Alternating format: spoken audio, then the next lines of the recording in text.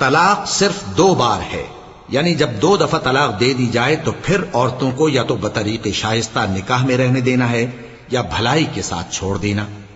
और ये जायज नहीं कि जो मेहर तुम उनको दे चुके हो उसमें से कुछ वापस ले लो।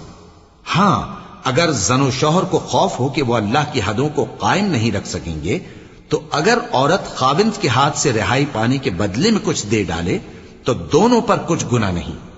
ये अल्लाह की मुकर्रर की हुई हदें हैं, इनसे बाहर न निकलना। और जो लोग अल्लाह की हदों से बाहर निकल जाएंगे वो